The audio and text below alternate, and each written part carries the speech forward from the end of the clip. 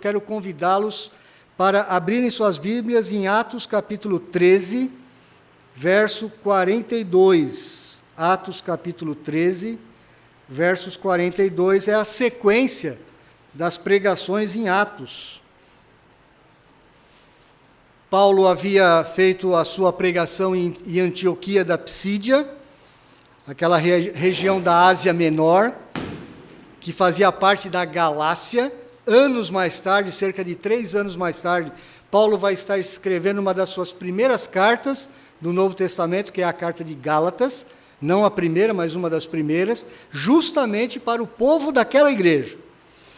Depois de Paulo ter pregado aquele sermão poderoso, aquele sermão significativo naquela sinagoga, alguma coisa extraordinária aconteceu naquela cidade, uma grande cidade, uma cidade importante da Ásia Menor. Quero convidá-los, então, a abrirem Atos, capítulo 13, a partir do verso 42. Diz-nos o texto sagrado. Ao saírem eles, rogaram-lhes que no sábado seguinte lhes falassem estas mesmas palavras. Despedida a sinagoga, muitos dos judeus e dos prosélitos piedosos seguiram Paulo e Barnabé, e estes, falando-lhes, os persuadiam a perseverar na graça de Deus. No sábado seguinte, afluiu quase toda a cidade para ouvir a palavra de Deus.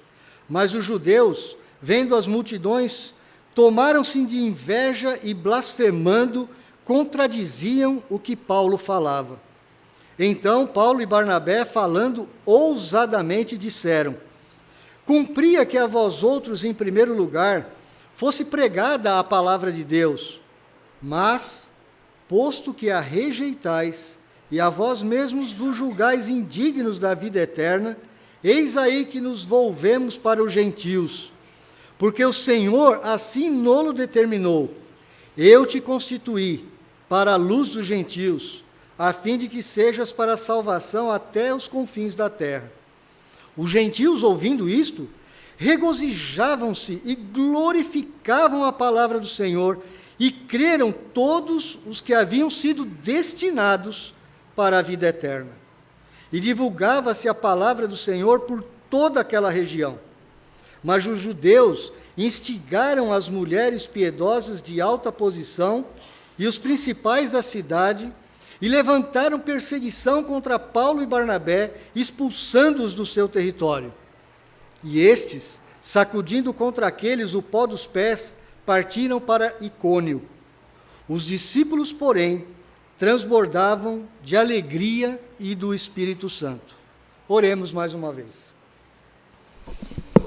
Pai, a Tua palavra foi lida, nós pedimos a Tua bênção para este momento, ó Deus. Fala ao nosso coração, dá-nos sabedoria para entender a Tua palavra, nos encoraja, nos fortalece, nos consola, através do poder desta própria palavra, ó Deus, para que o nome do Senhor Jesus seja exaltado e glorificado no nosso meio.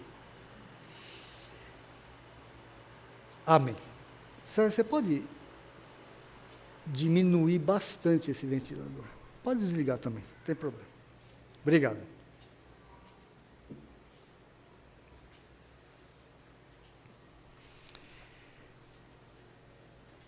Em resumo, nós podemos incluir nos sofrimentos de um cristão pregador da palavra do século XVII, lá na Inglaterra, as mortes prematuras e quase simultâneas de sua mãe e de sua irmã, quando ele tinha apenas 15 anos de idade.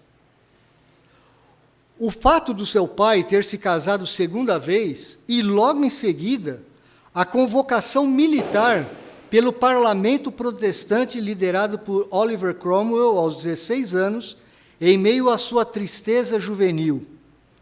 A descoberta que a sua primeira filha era cega.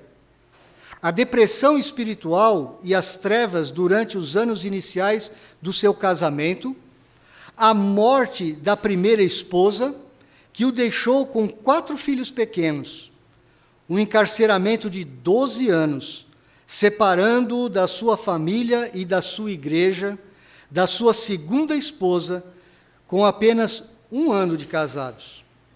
O estresse e a incerteza constantes da perseguição iminente, incluindo mais um aprisionamento, a doença final e a sua morte, longe daqueles que ele mais amava aqui na terra. Esse sumário, ele não inclui qualquer das pressões e dores normais do ministério: casamento, criação de filhos, controvérsias, críticas e doenças ao longo do caminho. Esse é o resumo de um grande pregador do século XVII, lá na Inglaterra. Uma vida que a gente, quando olha da perspectiva humana, a gente vê uma vida triste, uma vida difícil, muito difícil. Ele foi preso por 2 vezes, simplesmente por pregar a palavra de Deus num momento de trevas espirituais daquela nação da Inglaterra. Eu quero perguntar para você aqui hoje, como você se sente quando, ao testemunhar da sua fé em Cristo, você sente alguma oposição, aquelas oposições veladas, ou até mesmo rejeição, quando as pessoas lhe rejeitam por testemunhar do Evangelho, ou até mesmo perseguição. Como você reage? Como você se sente? Ou, ainda, como você tem considerado a palavra de Deus em meio às lutas da sua vida? Como você considera a palavra de Deus no meio dessas lutas? Ou ainda uma terceira pergunta: como você tem reagido em momentos de oposição, rejeição ou perseguição, simplesmente por ser um cristão fiel e verdadeiro? Essa é a realidade de alguns de nós, talvez de todos nós, em um momento ou outro da nossa vida. Esse texto que acabamos de ler, ele tem o poder de nos guiar, de nos consolar e de nos encorajar na tarefa de anunciar a palavra do Senhor em várias situações. Para que tenhamos um entendimento claro da mensagem, vocês já conhecem o contexto histórico. Paulo está na sua primeira viagem missionária, começando a entrar numa região nova, onde o Evangelho vai entrar pela primeira vez, que era a Ásia Menor. Nós sabemos que nós estamos numa parte do Evangelho, do livro de Atos, na segunda parte, a sua segunda grande parte, onde esse Evangelho vai se expandir para todo o mundo. Todas essas coisas, todo esse contexto histórico, literário do livro de Atos, eles nos levam à seguinte proposição para o texto que eu quero pregar nesta noite. A palavra de Deus prospera, tanto nos tempos de aceitação, como na oposição e na perseguição. A palavra de Deus prospera, tanto na aceitação, como na oposição e até mesmo na perseguição. Veja os versos 42 e 43. Ao saírem eles, rogaram-lhes que no sábado seguinte lhes falassem estas mesmas palavras. Despedida a sinagoga, muitos dos judeus e dos prosélitos piedosos seguiram Paulo e Barnabé, e esses, falando-lhes, os persuadiam a perseverar na graça de Deus. Esse primeiro momento, essa primeira parte da história, do resultado daquela pregação de Paulo na grande sinagoga de Antioquia da Psídia, há uma aceitação extraordinária, que talvez até Paulo e Barnabé não esperassem. Houve uma grande quantidade de judeus e de prosélitos piedosos que aceitaram aquele evangelho. Eles creram de imediato. Acabou o culto, acabou aquele momento da sinagoga, eles tinham também um momento de confraternização, até o chefe da sinagoga fechar a sinagoga, e muitos judeus, o texto diz, creram, e creram com grande alegria, com avidez, com tanta avidez, que muitos daqueles judeus e gentios convertidos ao judaísmo, eles procuraram Paulo e Barnabé e falaram: olha, vocês precisam falar mais para nós. Vocês precisam, inclusive, marcar uma nova data, na semana seguinte, no sábado que vem, vocês precisam falar novamente estas mesmas palavras. Aquela pregação de Paulo, ela foi marcante. Prosélitos piedosos eram gentios, pessoas que não eram judias de nascença, que haviam recebido a fé judaica, que frequentavam a sinagoga e que haviam se circuncidado. Mas eles não eram judeus legítimos, então era um grupo misto dentro daquela sinagoga. Judeus puros e gentios. A palavra de Deus, meus irmãos, ela prosperou grandemente naquele primeiro momento. E eu creio que Paulo e Barnabé ficaram assim, muito felizes, muito contentes, muito alegres naquele momento de grande aceitação. Isso muitas vezes vai acontecer conosco. Muitas vezes nós vamos pregar a palavra e muitos vão aceitar de imediato. Muitos vão crer no seu testemunho. Quando você fala que é um crente em Cristo, e quando você vive essa fé, muitos vão aceitar aquilo com grande alegria, vão crer naquilo que você está falando, vão pedir, inclusive, para serem discipulados por você. Isso foi o que aconteceu com Paulo e Barnabé. Eles, então, ficaram bastante animados. Mas a narrativa, ela não para por ali. Ela continua. Depois de uma semana, o que aconteceu? Eles pediram para que Paulo e Barnabé novamente dessem a mesma palavra. Com certeza, Paulo era o portador da palavra, ele era o grande pregador. E eles marcaram, então, no sábado seguinte. Só que olha que coisa interessante. Uma grande multidão, quase a cidade toda, vieram para ouvir Paulo e Barnabé. Ou seja, durante uma semana, olha que coisa interessante que aconteceu. Aquelas pessoas que ouviram o Evangelho, elas passaram a testemunhar na cidade.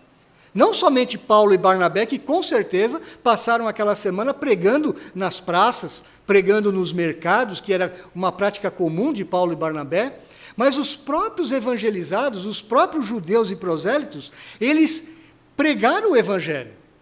Paulo ele dá uma recomendação para aqueles primeiros irmãos, aqueles que aceitaram o Evangelho, que está no final do verso 43. Eles disseram para eles: falando-lhes, os persuadiam a perseverar na graça de Deus. Isso aqui a gente poderia chamar, no nome de hoje, discipulado. Eles eram aprendizes do Evangelho. E Paulo e Barnabé, então, os estimularam: olha, vocês permaneçam nessa graça, porque eles reconheceram que foi a graça de Deus que alcançou aquele grupo de judeus e de prosélitos. O Senhor ressurreto, ele estava operando eficazmente através da sua palavra, salvando aqueles que eram seus. Em tempos de paz e de aceitação, nós podemos crer que o Senhor continua operando a sua salvação e devemos aproveitar o momento de aceitação para discipular aqueles que têm crido a permanecerem debaixo da graça de Deus. Isso é o que pode estar acontecendo comigo e com você.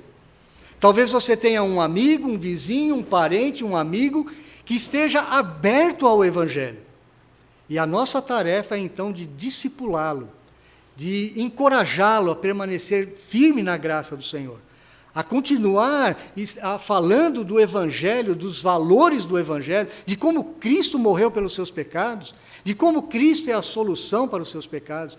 Nós devemos aproveitar esses momentos, meus irmãos, porque eles não são sempre comuns, eles não são sempre corriqueiros. Nós passamos, então, para o segundo ponto da narrativa, a segunda sessão, que vai dos versos 44 a 48. Nessa cena seguinte, os crentes judeus e gentios haviam convidado muitos para ouvirem as boas novas. No entanto, a tensão cresce e passamos, então, por uma segunda etapa na narrativa, versos 44 a 48, que nos diz assim: no sábado seguinte, passado então uma semana, afluiu quase toda a cidade para ouvir a palavra de Deus. Com certeza aquela multidão não caberia na sinagoga, embora aquelas sinagogas eram muito grandes. Nós temos registros arqueológicos hoje de sinagogas para mais de 2.000, 3.000 pessoas. algumas sinagogas muito, muito, muito grandes, em vários lugares da Ásia, da Palestina, mas nós não sabemos aonde eles se reuniram, talvez fora da sinagoga. Mas os judeus, vendo as multidões, eles tomaram-se de inveja, e blasfemando, contradiziam o que Paulo falava. Então Paulo e Barnabé, falando ousadamente, corajosamente, com mais intrepidez, disseram: cumpria, é uma palavra que era cumprimento do Antigo Testamento, que a vós outros, em primeiro lugar, fosse pregada a palavra de Deus. Mas posto que a rejeitais, e a vós mesmos vos julgais indignos da vida eterna, eis aí que nos volvemos para os gentios. Porque o Senhor assim nolo determinou. Eu te constituí para a luz dos gentios, a fim de que sejas para a salvação até os confins da terra. Os gentios, ouvindo isso, regozijavam-se e glorificavam a palavra do Senhor, e creram todos os que haviam sido destinados para a vida eterna. O que acontece ali depois de uma semana? Meus irmãos, os judeus, eles eram grandes evangelistas. Eles andavam por todos os cantos do mundo, eles tinham muitos evangelistas que saíam pregando a palavra do Antigo Testamento. Aqueles judeus, quando viram o sucesso, entre aspas, de Paulo e Barnabé, nós sabemos que era o Espírito Santo fazendo todo aquele avivamento e aquela evangelização, na verdade, eles ficaram tomados de grande inveja. E quando eles viram aquela multidão toda para ouvir a palavra do Senhor no sábado seguinte, eles ficaram com muito ciúme. Na verdade, esta é a palavra. Eles ficaram enciumados. Eles devem ter pensado assim, os líderes daquela sinagoga: puxa vida, nós estamos aqui há tantos anos, nós estamos falando da palavra de Yahvé para essa cidade, e agora esses dois judeus aqui da Palestina, eles chegam aqui, eles fazem o anúncio desse Jesus Cristo, desse Messias, e toda a multidão para ouvi-los. Eles ficaram enciumados com aquele sucesso de Paulo e Barnabé. Paulo e Barnabé, eles repetem um ensino que você vai ver depois em Romanos capítulo 1, verso 16, porque o Paulo diz assim: eu não me envergonho do Evangelho, porque ele é o poder de Deus para a salvação de todo aquele que crê, primeiro do judeu e também do grego.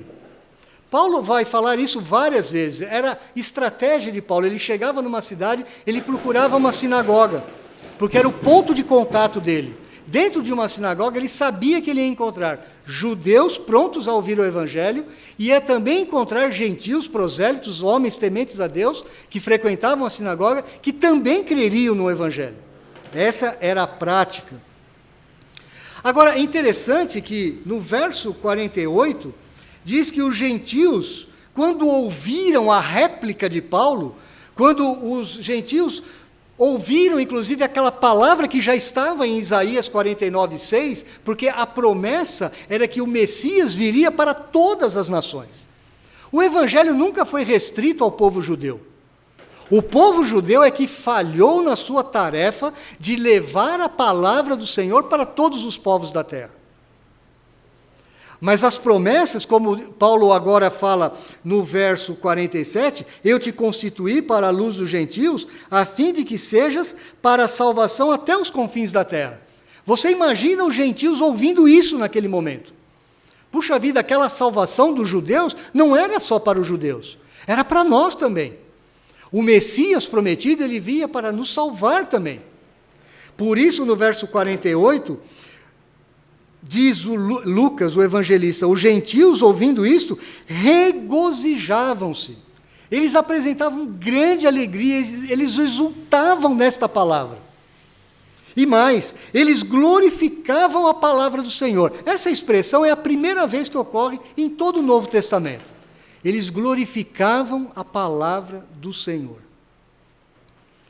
O que seria isso? O que seria glorificar a palavra do Senhor, se não terem ouvido aquela palavra com gratidão, com alegria, com aceitação e com obediência. Como é que você glorifica a Deus? Quando você crê no Senhor, quando você ama o Senhor e quando você obedece o Senhor. Eles fizeram isso pela palavra que foi pregada. Meus irmãos, Deus ele fez muitas coisas ao longo da história da salvação, ele fez muitos atos poderosos de redenção, mas o mais importante era quando a palavra de Deus vinha logo em seguida, explicando aquele ato de redenção. E aquela palavra era para que as pessoas crescem, como é hoje. Aqueles irmãos, aqueles novos crentes, eles já glorificavam a palavra do Senhor, porque aquela palavra já os mudava imediatamente. E eles creram. E veja bem, creram todos os que haviam sido destinados para a vida eterna. Aqui está, mais uma vez, a doutrina da eleição e da predestinação. Quem que creu na palavra do Senhor? Creu aqueles que estavam destinados para a vida eterna. Logo, um pouquinho mais à frente, você vai ver outros testemunhos, por exemplo, de Lídia, quando Paulo está pregando numa outra cidade, e diz a palavra de Deus que o Senhor abriu o coração de Lídia para que ela estivesse compreendendo as palavras que Paulo dizia. Então, meu irmão, quando você estiver testemunhando do Senhor, quando você estiver pregando, quando você estiver testemunhando com a sua vida, você nunca pode esquecer isso. Você é porta-voz da palavra do Senhor, do Evangelho, mas você não consegue convencer os corações.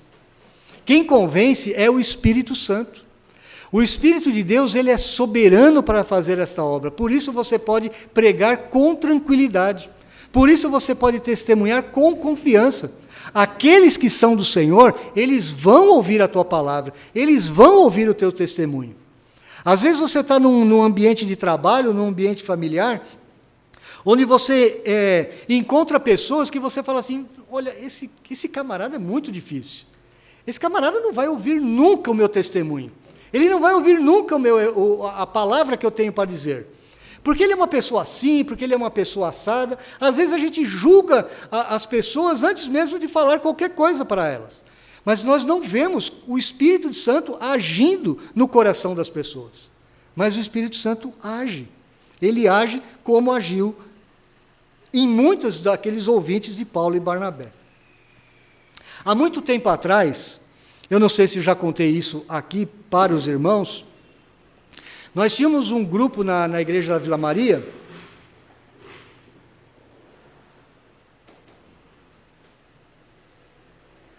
de evangelismo. E nós saíamos todos os fins de semana, e às vezes até durante a semana, para fazermos visitas evangelísticas. Numa dessas inúmeras vezes, eu estava com uma irmã, lá da Vila Maria, e nós estávamos para visitar o marido de uma irmã da igreja. Ele era caminhoneiro, ele não frequentava a igreja, ele não era crente, a irmã era. E nós tínhamos essa visita marcada e nós marcamos num domingo à tarde para visitá-lo e pregar o Evangelho. Quando nós chegamos lá, para nossa surpresa, porque as visitas eram marcadas, a secretária da igreja marcava, ela deixava tudo marcadinho durante a semana para que, ao longo da semana, ou no fim de semana, nós fizéssemos as visitas de evangelismo. Quando nós chegamos na casa da irmã, ali no Parque Novo Mundo, pertinho da Dutra, o marido dela não estava. Ele tinha ido viajar. Nós ficamos assim bem decepcionados. Puxa, a gente orou, a gente planejou essa visita como todas as visitas eram.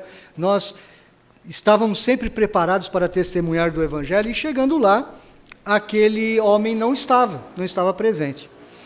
Mas quem estava presente na casa daquela irmã, por coincidência, e não era a pessoa que a gente esperava encontrar, era a primeira vez que a gente via um jovem, talvez os seus 18, 19 anos na época. Eu não sei se ainda tem isso em São Paulo, eu não tenho andado muito ainda no centro de São Paulo, aqueles hippies que faziam aqueles miçangas, não sei se é miçanga, o colarzinho, aquelas coisinhas de hippie, não sei se ainda tem em São Paulo. Mas lá pela década de 80, isso era muito comum em São Paulo. Esse moço, ele vinha de Curitiba, ele vinha do sul do país, ele era sobrinho daquela irmã, E ele estava passando um tempo na casa dela, porque ele tinha dado alguns problemas para a sua mãe, lá no sul. Ele era um rapaz meio problemático. E ele estava aqui, então, em São Paulo, para dar um jeito na vida dele, conseguir alguma coisa, trabalhar, estudar. E ele estava, no momento, tendo essa atividade. Ele fazia aquelas miçangas, aquelas bijuterias hippies, e ele passava uma boa parte lá no centro de São Paulo, e naquele dia ele estava ali. Nós éramos treinados, e até hoje a gente faz isso, se eu vou fazer uma visita, eu não encontro a pessoa que é o objeto da minha visita, nós temos que evangelizar qualquer pessoa que aparecer. Mesmo que não tenha ninguém na casa, a gente tem que evangelizar qualquer pessoa na rua. Essa era a nossa prática. Então nós aproveitamos e falamos, eu vou evangelizar esse rapaz, vou começar a puxar conversa com ele e vou falar do evangelho com ele. Meus irmãos, foi uma das experiências mais frustrantes da minha vida. Porque a gente falava do Evangelho, e no meio da apresentação do Evangelho, eu espero que o ano que vem eu ensine os irmãos a como apresentar o Evangelho em 20 minutos, 15 minutos, de forma efetiva, sem ter desvios na conversa. Nessa apresentação, nós fazíamos perguntas. E, olha, você faz isso, você pensou nisso, você poderia dar uma resposta para essa minha pergunta. O rapaz não me respondia nada. Ele não abria a boca. Sabe uma pessoa estática? Parecia que estava morto. Ele ficava a maior parte do tempo de cabeça baixa, assim como que me desprezando completamente. E eu fiquei eu fiquei desconcertado, porque imagina você falando do Evangelho com uma pessoa, mas só você falando. A pessoa não te dá um retorno. Ele não dava nem um sorriso, nem fazia cara de bravo, nada. Ele ficava parado, parecia uma estátua. Parecia que eu estava pregando o Evangelho para um poste no meio da rua. Ele não tinha nenhuma reação. Bom, eu apresentei o Evangelho até o fim. No final, a gente leva a pessoa a fazer uma oração junto com a gente. Eu quase não ouvia a voz dele orando, ele murmurava, era um rapaz assim muito estranho. Bom, nós terminamos aquela visita, acabamos o evangelismo, nos despedimos da irmã, tinha mais uma pessoa na casa que eu não lembro quem era, e fomos embora. Eu saí de lá arrasado, falei, gente, eu perdi meu tempo hoje, eu perdi meu tempo, falei para um poste. Não adiantou nada do que eu falei. Então eu me senti ali, ele não se opôs a mim, ele não ficou bravo comigo. Ele em nenhum momento me insultou de forma nenhuma, mas ele foi de um total desprezo. Não reagiu em nada. Bom, passou-se o tempo, falei, Deus sabe o que faz, né? E a gente sabe que nós vamos ter esse tipo de reação ao longo da nossa caminhada evangelística. Passou-se, acho que uns 2 ou 3 anos, eu estava indo para um casamento na igreja da Vila Maria. Não lembro de quem era esse casamento, era um sábado à tardinha, final da tarde. E eu cheguei, estava entrando assim na rampa, e eu já percebi que na porta de entrada da igreja tinha aquela irmã da igreja, e uma outra pessoa do lado dela, uma outra mulher, muito parecida com ela. Eu falei assim, deve ser irmã dela, de sangue, né? Porque é muito parecida. E ela olhava para mim, e aquela irmã apontou para mim. E eu fiquei meio até assustado. Falei, meu Deus, o que eu fiz? O que será que eu fiz, né? E aquela mulher olhou para mim assim, com um olhar. Eu falei, meu Deus, o que será que aconteceu? Eu entrei, né? Eu vim para o casamento, eu vou entrar. Quando eu cheguei assim, a irmã chegou e falou para mim, olha, você lembra daquele meu sobrinho há 2, 3 anos atrás, que você falou com ele lá na minha casa? Eu lembro, vagamente eu lembro, assim, eu sei que foi bastante difícil, assim, não dei muitos detalhes, né? Pois é, olha, essa daqui é mãe dele, e ela queria te conhecer demais, ela queria te dar um abraço. Eu falei, mas por quê? O que aconteceu? Aí ela, resumidamente, porque não tinha muito tempo, o casamento estava para começar, ela me contou. Falou, olha, a partir daquele dia que você falou do Evangelho para o meu filho mudou completamente. Completamente. Ele voltou para Curitiba e ele agora é uma outra pessoa. Ele agora é um crente fiel da Assembleia de Deus lá de Curitiba, está firme na igreja, é um pregador do Evangelho. Eu falei, meu Deus, aquele menino que nem falava. E eu fiquei assim com o meu coração agradecido, louvando a Deus, 3 anos depois. 3 anos depois. Mas, quando eu olhei a situação, no momento, eu falei, gente, não deu em nada. Mas quem fala ao coração é o Espírito Santo. O Espírito Santo usa a tua boca. O Espírito Santo usa até o teu humor. Se, mesmo quando você está assim meio desanimado, você está desencorajado, quando você está descrente, quando a tua fé é pequena, como a minha fé foi pequena, o Espírito Santo ele usa tudo isso, porque os eleitos dele ele vai chamar, ele vai convencer. E foi o que ele fez com aquele moço. E eu fiquei extremamente feliz, mas o Senhor demorou para me dar aquela alegria, né? Mas a palavra de Deus, meus irmãos, ela prosperou de uma tal forma, na cidade de Antioquia da Psídia, de tal forma, que muitos creram. Uma multidão aceitou o Evangelho naquela ocasião. Mas as pressões sobre os evangelistas, Paulo e Barnabé, aumentou e muito, e muito. Agora nós entramos na terceira cena. A palavra de Deus, ela prospera também em meio à grande perseguição. A grande perseguição. Veja a partir do verso 49. O verso 49, ele já nos diz, e divulgava-se a palavra do Senhor por toda aquela região. Ou seja, a palavra de Deus não ficou circunscrita à cidade de Antioquia. Ela se espalhou por todas as pequenas cidades vizinhas. E era uma região bastante populosa. A palavra do Senhor era divulgada. Por quem? Não era só por Paulo e Barnabé. Era inclusive por aqueles que haviam crido no Evangelho. Por aquelas pessoas que haviam se alegrado e glorificado a palavra do Senhor.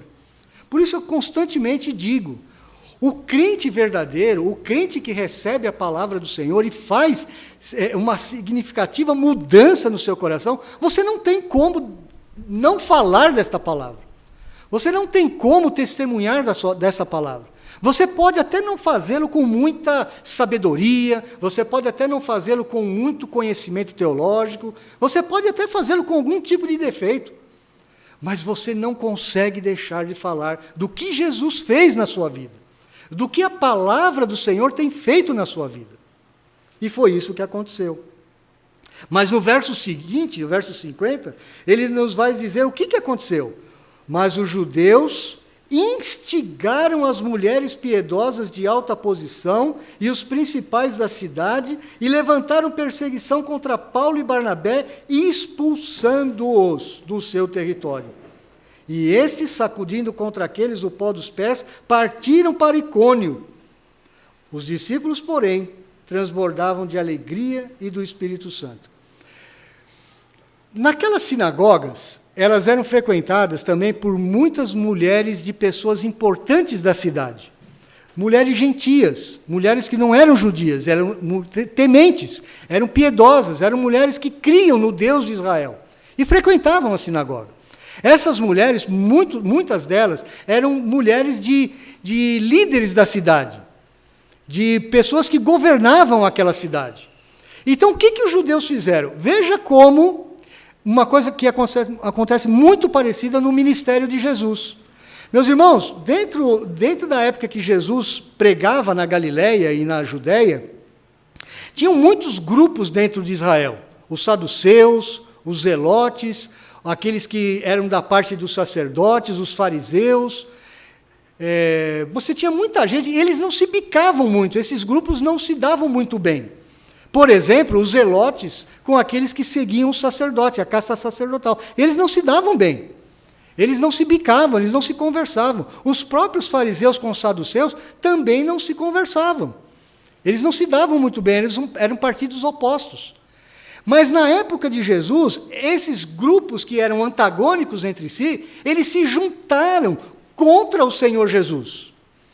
Eles prepararam armadilhas e fizeram um julgamento injusto contra o Senhor Jesus Cristo. Agora a gente vai ver acontecer a mesma coisa. Porque os judeus, eles foram conversar com as mulheres piedosas, gentias. Um judeu ortodoxo não conversa com uma mulher gentia, de forma nenhuma. Se você quiser experimentar o que é isso, vá num sábado lá para São Paulo, nos bairros que tem muitos judeus, principalmente a região do Pacaembu, ou a região ainda da Luz, que ainda tem uma boa quantidade de judeus ali. E uma irmã aqui, procura ver, se você encontrar aqueles homens vestidos de preto, com aquelas trancinhas, o judeu ortodoxo, e procure atravessar a rua e chegar perto dele para dar um alô para ele, um boa tarde, um bom dia. Ele nem vai te responder. Ele não conversa com gentios, muito menos com a mulher gentia. Ele não conversa. Os judeus dessa época, 2000 anos atrás, vocês acham que era muito diferente? Não eram. Mas eles tiveram a coragem de se chegar para aquelas mulheres frequentadoras da sinagoga e armarem um complô contra Paulo e Barnabé. Ou seja, as forças das trevas, as forças da incredulidade, elas sempre vão existir. A oposição grave, ela sempre vai ocorrer. Nós temos que estar preparados para isso também. Essa oposição, essa grande perseguição, ela vai acontecer na nossa vida em vários níveis, em vários graus. Pode ser que a pessoa se torne seu inimigo dentro do seu local de trabalho. Pode ser que dentro da sua família, muitos se tornam inimigos seus. A minha mãe, quando se converteu ao Evangelho, há muito tempo atrás, ela vinha de uma família católica tradicional. Alguns dos meus tios, um tio meu em particular, que morreu agora recentemente, ele nunca mais conversou com a minha mãe, simplesmente porque ela creu no Evangelho. Ele nunca mais foi na nossa casa. Ele se revoltou, simplesmente porque a minha mãe abraçou o Evangelho. Inclusive, ele ficou muito raivoso quando, alguns anos mais tarde, o meu avô e a minha avó, os pais da minha mãe, frequentaram a igreja presbiteriana de Vila Maria algumas vezes. A minha avó, durante um bom tempo. Aí eles ficaram com mais ódio ainda. Você vai receber esse tipo de oposição. Você pode esperar esse tipo de coisa. E foi o que aconteceu ali.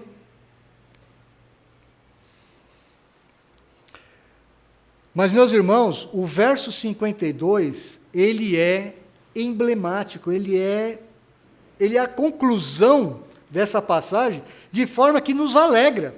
Porque diz assim, que mesmo com toda essa perseguição, a tal ponto de Paulo e Barnabé terem sido expulsos, e quando eles são expulsos, eles sacodem o pó das suas sandálias, que era uma prática dos judeus. Os judeus, quando visitavam uma cidade pagã, eles anunciavam a palavra de Yahvé, e depois, para sair daquela cidade, e para mostrar que aquela cidade era uma cidade pagã, eles sacudiam o pó das sandálias, como uma forma de desprezo por aqueles que ficaram.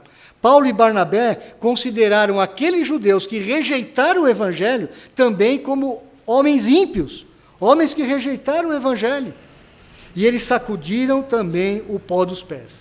O próprio Senhor Jesus já havia dado instruções para os seus discípulos, quando eles entrassem numa cidade e as pessoas não aceitassem o Evangelho, eles também deveriam, quando saíssem daquela cidade, sacudir o pó dos pés. Ou seja, nós falamos o que tínhamos que falar. Se eles rejeitaram, o problema é deles. Mas o verso 52, como havia dito, diz que os discípulos, porém, transbordavam de alegria e do Espírito Santo. Na verdade, em uma semana, aqui já haviam se passado talvez 2 ou 3 meses, porque depois daquela semana teve a pregação, depois mais um tempo onde a palavra do Senhor se expandiu para todas aquelas regiões, e em pouco tempo você tinha uma grande igreja cristã em Antioquia da Psídia. Uma grande igreja cristã. Em pouco tempo foi formada ali uma igreja forte. E aqueles irmãos, eles transbordavam de alegria e do Espírito Santo. É isso que a palavra de Deus faz. Nós pregamos muitas vezes e muitos vão nos rejeitar, com certeza.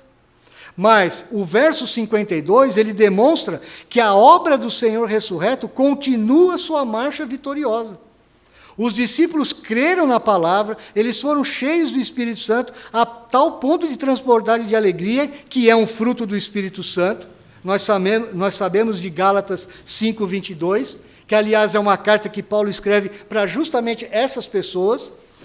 diz a palavra do Senhor que o fruto do Espírito é amor, alegria, paz, longanimidade, benignidade, bondade, fidelidade.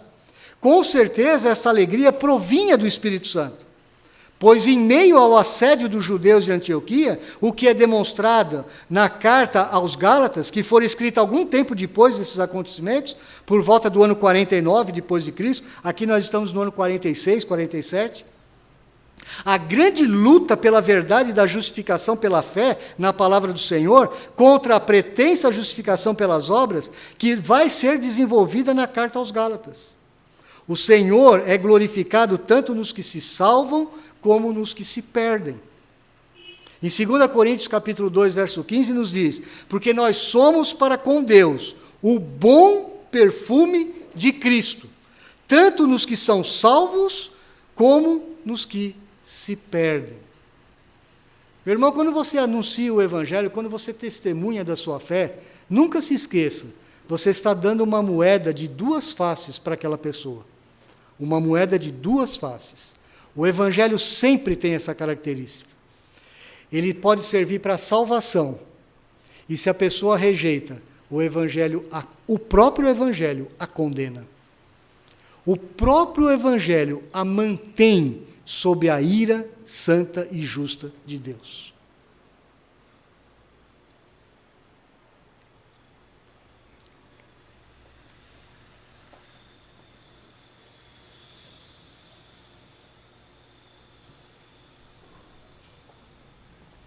Quando a Revolução de Mao Tse-tung se consumou em 1949, foi fundada a República Popular da China. Após um breve período em plano secundário, o Mao Tse-tung retornou ao poder, promovendo o que ficou conhecido como Revolução Cultural Chinesa. Isso aconteceu dos anos de 1966 a 1976. Só os mais velhinhos, como eu, presenciaram isso. É desse período, mais precisamente de 1964, um ano depois de eu ter nascido, que data a publicação do Livro Vermelho, uma coletânea de citações e trechos de discursos de Mao Tse-tung, organizado pelo ministro da Defesa e chefe das Forças Armadas, Lin Piao.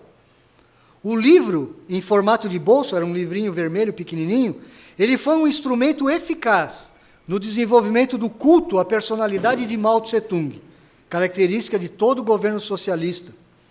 Utilizado para a doutrinação ideológica das massas, ele reafirmava a ideia de que o maoísmo era a culminação do pensamento marxista-leninista. Durante esse período, citações do livro eram exigidas, inclusive em trabalhos científicos, e sua leitura era realizada diariamente nas escolas e nos locais de trabalho. A Bíblia do comunismo chinês. Em 1976, porém, com a morte de Mao Tse-tung, o processo se interrompeu. A viúva de Mao Tse-tung, Jiang Qin, que tentou sucedê-lo, ela não conseguiu se manter por mais de poucos meses no poder. Os oponentes de Mao Tse-tung, que lhe haviam sobrevivido, liderados por Deng Xiaoping, que muitos de nós aqui conheceram, foi um presidente chinês até bem pouco tempo atrás, deram um golpe de Estado e imprimiram novos rumos à China, sem desviar da política ditatorial do Partido Único, como é verdade até hoje. Durante esse período, isso foi testificado por mim e por aqueles que têm mais de 50 anos de idade aqui, durante esse período de fechamento da China, praticamente foi varrida a igreja cristã deste país. Os missionários foram quase que totalmente expulsos. As igrejas cristãs foram destruídas, perseguidas, ou, no mínimo, controladas pelo Partido Comunista Chinês. Muitos no Ocidente, eu fiz parte dessa geração, acreditavam que a igreja cristã na China havia acabado. Era o que se falava no Ocidente. A igreja cristã chinesa acabou-se por causa da perseguição. Mas o que acontece décadas depois? Inclusive, alguns de nós vivenciaram isso.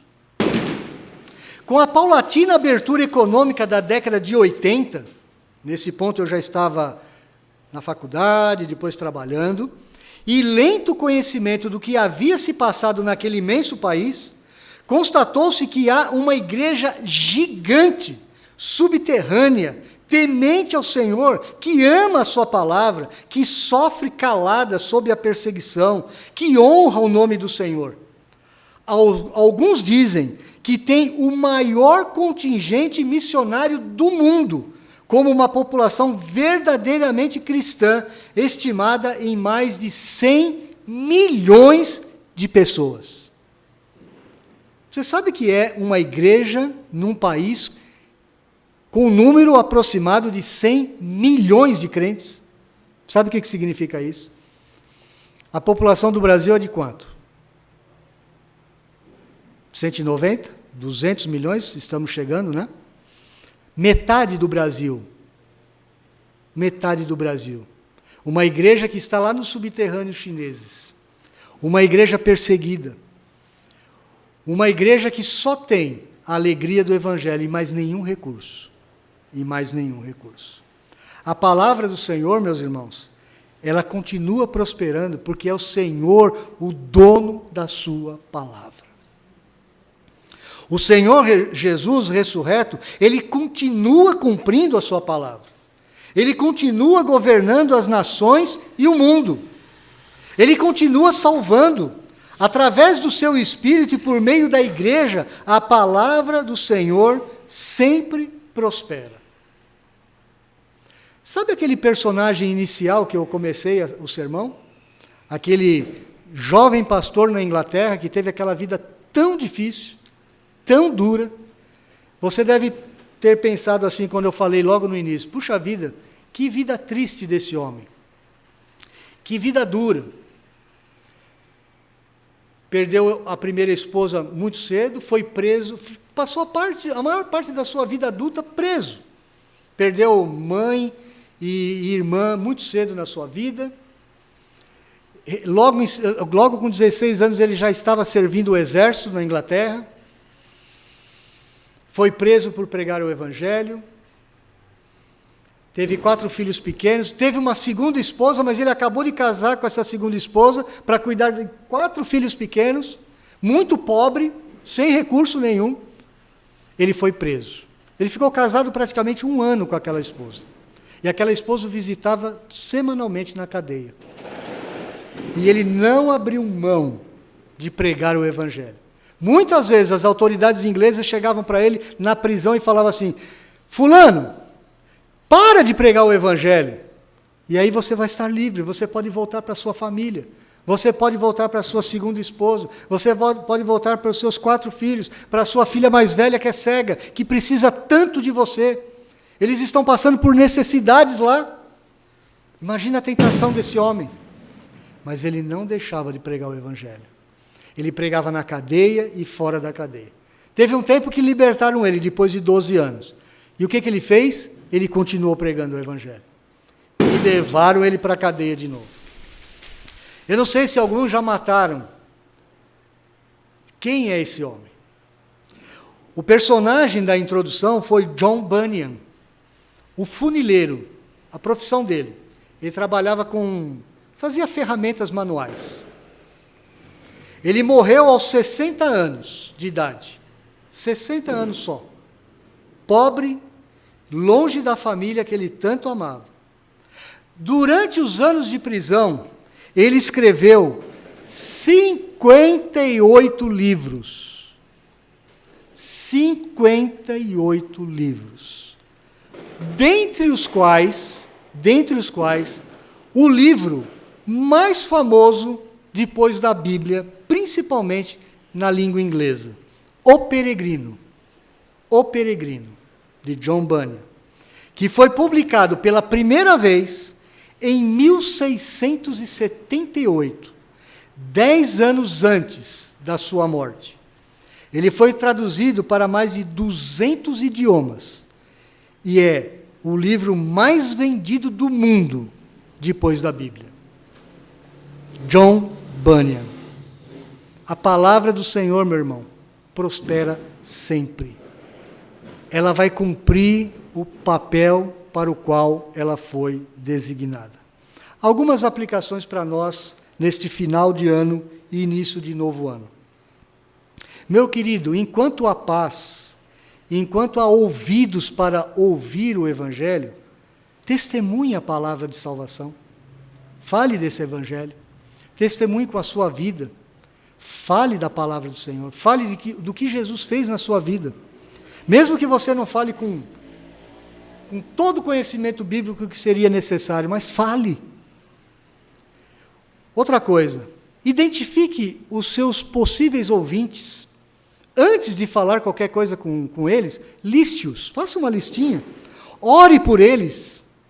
Coloque o nome de cada um deles diante do Pai. E depois, fale com eles aquilo que o Espírito Santo mandar você falar. Terceira aplicação.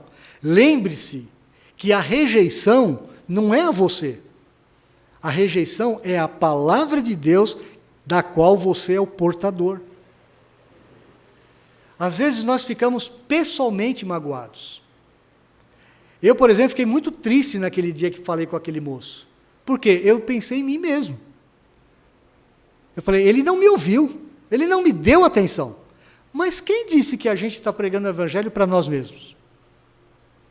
Nós não estamos pregando para nós mesmos. Então lembre-se disso, meu irmão, quando a pessoa rejeitar você, quando a pessoa te desprezar, ela não está desprezando você por ser você. Ela é uma guerra espiritual no coração e na mente das pessoas. Ela está rejeitando a palavra do Senhor. E muitos foram colocados para a perdição. Essa é a realidade que a Bíblia nos ensina. Outra recomendação, outra aplicação para você. Encha-se da palavra. Faça um propósito desse novo ano que se inicia. As pessoas fazem tantos propósitos em final de ano. Eu vou emagrecer, eu vou correr, eu vou ler, eu vou fazer isso, eu vou fazer aquilo. As pessoas, eu não gosto muito dessas coisas. Eu nunca fiz isso. Nunca fiz isso. Aliás, para mim, o que vai acontecer daqui a pouco é simplesmente uma passagem do tempo. Nunca fiquei preocupado se o ano, daqui a pouco é um novo ano e que tudo vai mudar. Isso, para mim, particularmente, é uma grande baboseira. Mas eu sei que alguns acham que é muito interessante.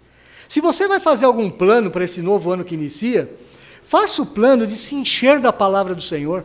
Estude a palavra do Senhor, leia a Bíblia todos os dias, decore versículos bíblicos, pelo menos um por semana. Você pode fazer isso. Às vezes as pessoas falam assim, mas eu não tenho cabeça para decorar um versículo.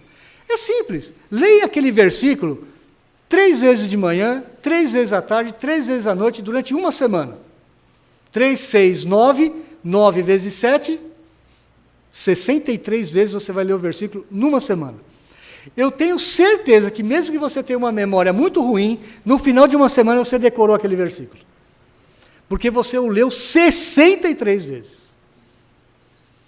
Decore um versículo por semana. No final de um ano, você vai ter 52 versículos guardados na sua memória. Seja fiel à palavra do Senhor. Não mude a palavra do Senhor. Outra coisa, considere a descendência do mal. Quando Paulo e Barnabé estavam pregando naquela cidade, muitos dentre aqueles judeus religiosos, muitos dentre os gentios que os ouviam, eram sementes de Caim, eram sementes de Satanás. Eles realmente iriam se opor ao Evangelho. Nunca se esqueça disso. Quando você está anunciando o Evangelho, alguns que são do Senhor vão ouvir, outros vão te rejeitar, vão rejeitar a palavra que você está falando, vão se opor a você, e se puderem, eles vão querer te derrubar também. Creia, o crescimento vem de Deus. Depois de você ver todo esse relato, é claro que Lucas está nos mostrando, olha, quem está dando crescimento ali naquela cidade? É Deus. Não é a força pessoal de Paulo e Barnabé. Eles foram expulsos, alguns anos depois eles voltam para aquela cidade visitar aquela igreja. E era assim de cidade em cidade. Mas creia, o crescimento veio de Deus. Se Paulo e Barnabé não crescem nisso, eles não seriam expulsos toda a cidade para a qual eles iam. Neste momento, irmão, de final de ano e início de ano, nos animemos, nos encorajemos uns aos outros, mesmo em meio às lutas, mesmo em meio às oposições, às possíveis perseguições, nos animemos a confiar na palavra do Senhor, a amar a palavra do Senhor e a crer que o Senhor continua fazendo a sua palavra prosperar. Prosperar. Oremos.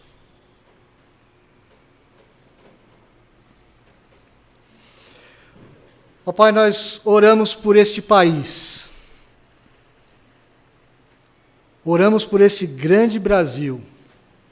Temos inúmeras dificuldades, ó Deus. Inúmeras. Mas nós não queremos estar focados nas dificuldades, nas mazelas, nas misérias da nossa cultura brasileira.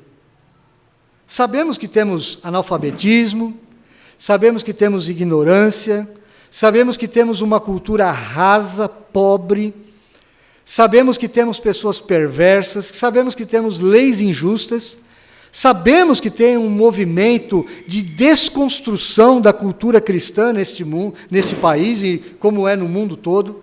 Sabemos que os nossos governantes são corruptos, o nosso presidente, os nossos ministros, os nossos senadores, os nossos juízes, os nossos vereadores, os nossos deputados, os nossos prefeitos, os nossos governadores. A grande maioria é desonesta, é corrupta. Até mesmo a nossa população. Nós somos um povo corrompido. Nós somos o povo do jeitinho. Nós somos o povo que não cumpre com a sua palavra. Nós somos o povo que não cumpre com os seus horários. Nós somos um povo ganancioso. Nós somos um povo relapso. Nós somos um povo relaxado. Nós somos um povo que não levamos as coisas do Senhor a sério. Não levamos as coisas nem da nossa civilidade brasileira a sério. Pai, nós somos uma nação que não era para dar certo. Mas, ó Deus, nós sabemos que muitos no passado também eram para não dar certo. Aquela própria população de Antioquia da Pisídia também não era para dar certo. Porque a semente de Caim, ela continua no nosso meio. O joio continua no meio do trigo. Mas nós sabemos, ó Deus, que é o Senhor que opera maravilhas.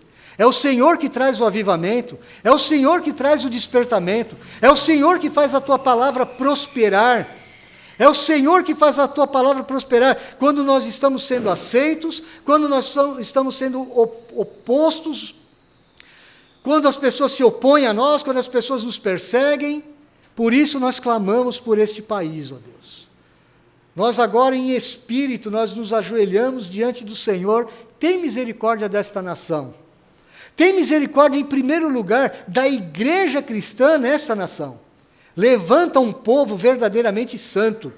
Levanta um povo verdadeiramente que te conhece. Levanta um povo que ama a Tua palavra. Levanta, Senhor Deus, um povo que tem temor da Tua palavra.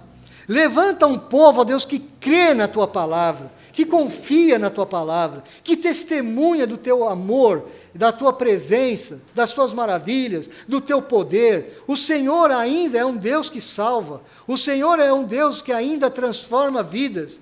O Senhor é um Deus que ainda usa a nossa vida, mesmo quando nós estamos presos, mesmo quando nós estamos limitados pela nossa pobreza cultural, pela nossa pobreza de raciocínio, pela nossa pobreza monetária, quando nós estamos rodeados de limitações, é aí que nós clamamos ao Senhor dos milagres, ao Senhor que faz grandes e temíveis coisas. Nós clamamos ao Senhor, ó Deus.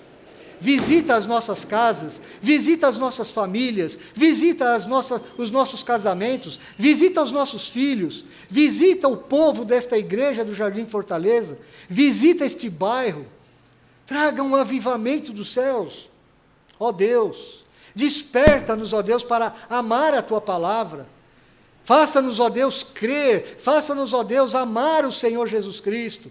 Que nós possamos tê-lo como o único e o grande tesouro da nossa vida. aquele que satisfaz o nosso coração, aquele que satisfaz a nossa alma. Pode vir o ano que vier, ó Deus, se vai vir mais dificuldades ou menos dificuldades, se vai vir um ano de prosperidade ou um ano de dificuldades, ó Deus, o Senhor estará conosco. Por isso, se a terra se fender, nós continuaremos confiando no Senhor, porque a tua vontade, ó Deus, ela é boa, agradável, ela é perfeita. Nós queremos estar no centro da tua vontade para o ano que se inicia. Nós queremos, ó Deus, com o nosso trabalho, com os nossos estudos, com a nossa carreira, com a nossa família, com o nosso divertimento, até mesmo com o nosso descanso, até mesmo com a nossa hora de dormir, nós queremos exaltar e glorificar o teu nome. Nós queremos ser santos como o Senhor é santo. Nós queremos amar o Senhor Jesus a cada dia mais. Abençoa, Senhor Deus, as famílias desta igreja. Abençoa aqueles irmãos que estarão viajando nesses próximos dias, que estarão visitando familiares. Abençoa-os nas estradas, abençoa, ó Deus, nos seus caminhos, nos aviões, nos ônibus. Abençoa-os, ó Deus, nos seus encontros. Dá-lhes, ó Deus, autoridade, dá-lhes poder na tua palavra, dá-lhes confiança no teu amor, dá-lhes intimidade com o Senhor, ó Deus. Nós queremos, no ano que se inicia, ser mais íntimos do Senhor. Queremos te conhecer mais de perto. A intimidade do Senhor, a tua palavra diz, é para aqueles que o temem. Nós tememos o Senhor. Nós sabemos que o Senhor é um Deus de amor, é um Deus que nos amou, é um Deus que nos escolheu, é um Deus que nos salvou, mas nós sabemos também que o Senhor é um Deus santo, é um Deus justo, é um Deus que se ira, e nós não queremos estar debaixo do teu furor, nós não queremos desprezar a tua palavra, nós queremos amar a tua palavra, nós queremos viver debaixo da tua palavra. Abençoa, Deus, os meus irmãos com uma grande alegria, neste ano que termina e nesse ano que se inicia. Dá-lhes, ó Deus, compromisso com a tua palavra, que eles realmente levem a sério aquilo que foi pregado hoje, que eles possam se lembrar de que a tua palavra sempre vai prosperar, seja nos dias de aceitação, seja nos dias de oposição e seja nos dias de grande perseguição. Em nome de Jesus, nós oramos e te agradecemos. Amém.